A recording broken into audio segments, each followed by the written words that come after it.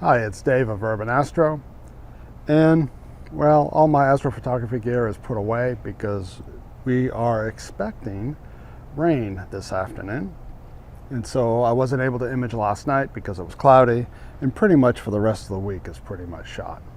So I figured that because I can't image anything, and seeing how this is the last week of the year 2022, that I would do a retrospective.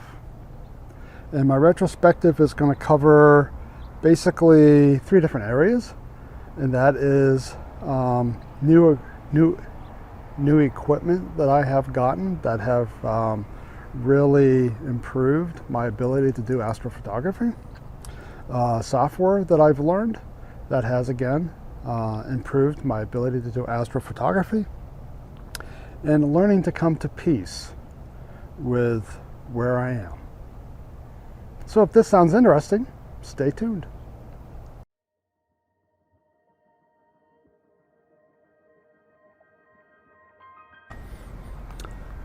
So you're still here, which means that apparently you find that this might be fruitful perhaps. Well, the first thing that I really wanted to talk about is, you know, astrophotography is full of frustrations. It's full of frustrations is probably the best way to put it. You know, you work hard, you try to get the best kind of shots that you can get, and either you haven't mastered your equipment, or the weather is such, or the conditions are such that everything just seems to thwart any attempts that you might do to do astrophotography. But having said that, there are some things that one can do to try to help improve one's astrophotography. And for me, the number one thing that I've done to improve my astrophotography is to put in a pier. Here's my second pier. My first pier actually, it kind of cracked in the middle. I didn't pour the concrete well enough, and it produced a crack, and right at the ground level. And so this is my second pier. But this thing has been a godsend. Now, I don't have an observatory like a lot of astrophotographers do, and you'll see them a lot on channels. They've got really beautiful observatories, and I'm thinking I might put in an observatory. But for right now, this pier is great. This pier allows me to set up my mount and my scope. I can polar align, and essentially every night when it's a good night, I can come out, I can uncover my scope, I can turn on all of my equipment, and I can fire up Nina and begin almost immediately imaging. This thing has been a game changer. If you don't have a pier, I would strongly recommend that you put in a pier somewhere in your backyard. It doesn't have to be intrusive. This one kind of blends in. Let me move out here. You can see it against the backdrop. Just kind of blends in. There's my yard, and right here's my pier. And I got bougainvilleas here, and then I've got yellow bells here. And you see my blue wall. And there's my pier. I'll probably end up painting this. I was waiting to see whether or not this pier would last. The other thing has been my Falcon Rotator. Now, you may be thinking, well, it's just another piece of equipment. But that Falcon Rotator allows me to be able to do mosaics. And allows me to be able to do mosaics quite easily. And in fact, I did my first mosaic this fall. It was a 4-panel mosaic of the Heart and Soul Nebula. And I'll show it to you right now. And what I love about this is that this is a 4-panel mosaic taken with my ASI 2600 over a period of about 2 weeks. There's about 2 nights on each panel. I think there's 2 nights worth of data on each panel. So it's a lot of data. There was a lot of subs. And I learned a lot making the mosaic. I learned how to do a mosaic. I learned how to process a mosaic, which is really a whole lot of fun in and of itself. And I've got a video that I'm working on how to do a mosaic using Astro Pixel Processor, which is the application that I use to stack all of my subs. How to do it in Astro Pixel Processor, and you end up with great results, just like you see here, as well as learning how to use Pixinsight, which is another part of this video, which is actually kind of the next part of the video, is really kind of using Pixinsight. So summertime here in Phoenix, it gets incredibly hot. In fact, it gets hot to the point of being ridiculous. It's, you know, daytime anywhere from 115 to almost 120. Sometimes you actually skirt with 120, maybe a little bit higher. The warmest I've seen it here has been like 122. And at nighttime, it may get down to 100. It's more like 105. Sometimes it will get down to about 100. Maybe, if you're lucky, it might even hit 95, but it's still way too hot to photograph. The cameras are just, I mean, they're pegged out at max cooling just to try to get it down to 0 degrees Celsius, and it's nearly impossible to get it there. And I just don't want to stress my equipment like that. So essentially, summertime here in Phoenix is a no-go for astrophotography. And so what I decided to do was essentially kind of learn how to use Pixinsight. Now, most of my processing of astrophotography before that was mostly done in Photoshop, which I knew as a landscape photographer. Photoshop is like my go-to app for landscapes. I can do all kinds of things in Photoshop for a landscape photograph. Did a lot of luminosity masks, a lot of luminosity mask work and color mask work, and the tools there are just superb. But what I find is that it's not as intuitive as you would think for astrophotography. And so I knew that Pixinsight was something that I was going to have to pick up whether I really wanted to or not. And so summertime seemed like it was an opportune time. And I couldn't image. So what I did was I went back over some old photos that I had taken last fall, not this fall, but the fall of the year before, and basically reprocessed them in Pixinsight. And I'm going to show you, there's like 3 of them. One is the California Nebula, so here's the California Nebula, here's the one that I originally processed, using a little bit of Pixinsight to kind of get everything kind of together, and then I moved it off into Photoshop and did most of my processing in Photoshop.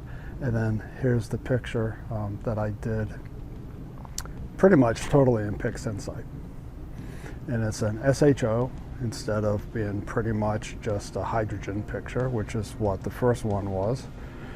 This was an HSO. I wasn't even sure what an HSO image was when I first started. Shows you some progress there. There's hope for all of us. So that's the California Nebula. And then the other one that I did was the Sol Nebula. And you can tell how crispy crunchy that this original Sol Nebula is. And now here's the new one that I reprocessed using Pixinsight. And I think it's just really a much nicer. The gradients are much nicer, much smoother. I really love this.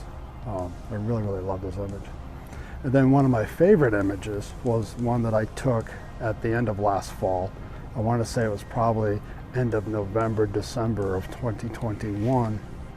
And that is the Flaming Star in the Tadpoles Nebula. And here's the original that I processed. Again, did kind of putting my layers together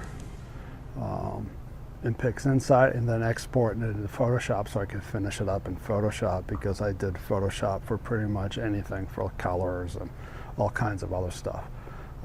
The curve tool, believe it or not, in Photoshop made a lot more sense to me than the curve tool in Pixinsight did. They're the same tool, but in Photoshop I kind of knew where to go. I knew what to do, because you use curves a lot in landscapes, and so it just was, I already knew it in Photoshop, so why learn another curve tool? But as you can see, this new version that I reprocessed this summer, I love it. It's just drop dead gorgeous. Again, I redid it as a SHO image, but the texture and the details in the flaming star just blew my mind. And the tadpoles, they just popped.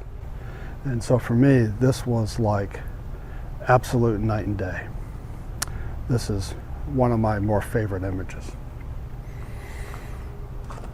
So those are some of the things that I've learned. The other major software that I learned how to use, believe it or not, has been Nina. And Nina was a very, very important piece of software to learn, so that combined with the Rotator, I could do the mosaic of the Heart and Soul Nebula. I had been using APT, and I loved APT. APT was really easy, was very, very simple. But I was really desirous, if you will, of trying to automate my acquisition as much as I possibly could. Because my idea of sitting out here in the cold watching a telescope and watching stuff on a computer monitor, while exciting for the first 5 to 10 minutes, gets really old quickly.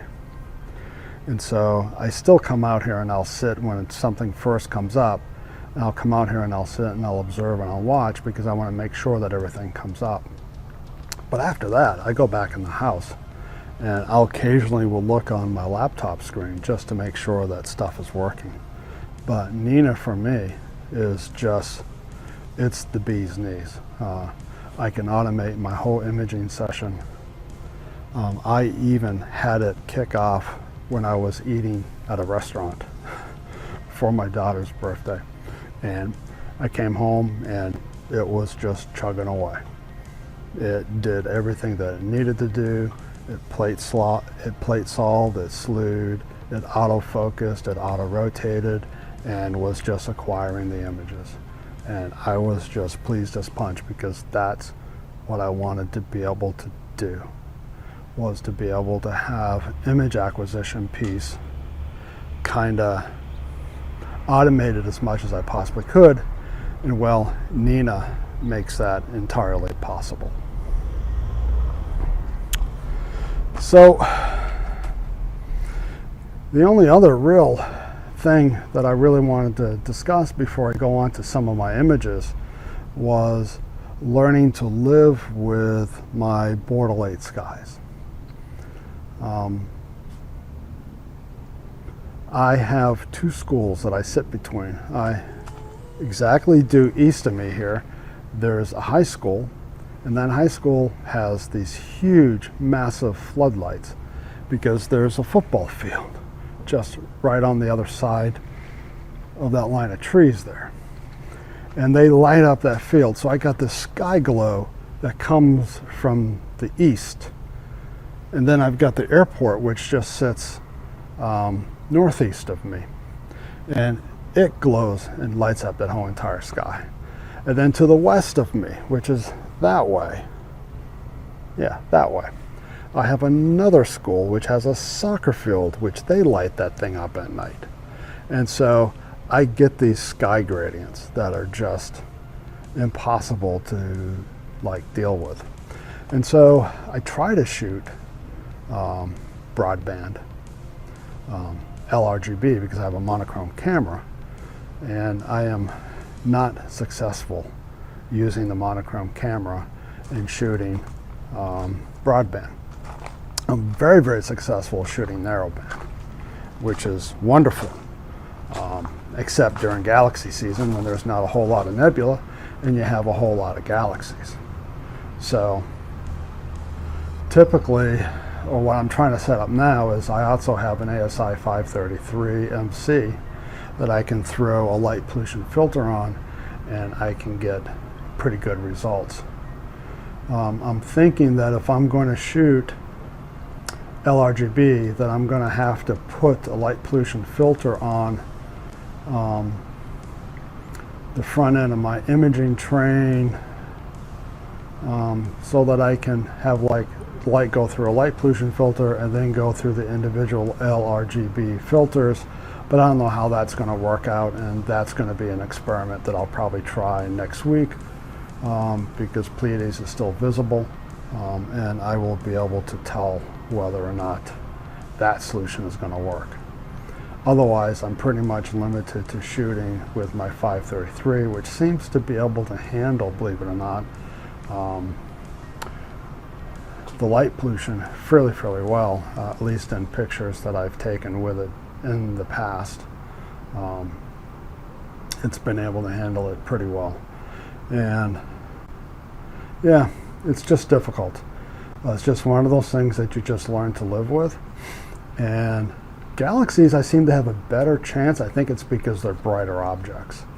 Like, I really want to be able to shoot the Pleiades and the Witch Head Nebula, both of which I cannot get from my Bortle 8 skies.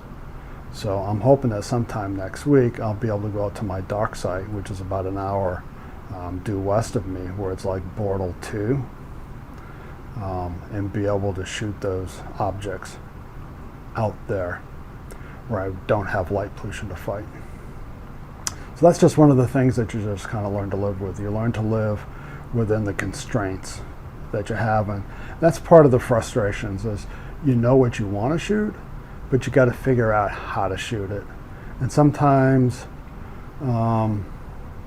just means you have to get up off of your butt and go places. So anyways, I thought I'd leave you here with some of my favorite images from 2022. I think it's been a fairly productive year, even though 4.5 months of the year I wasn't able to shoot because it was too hot. But I think I have a solution for that, and I'll save that for probably another video. So until next time, Happy New Year. Wish you blessings for you and yours, and happy guiding and clear skies. And talk to you later.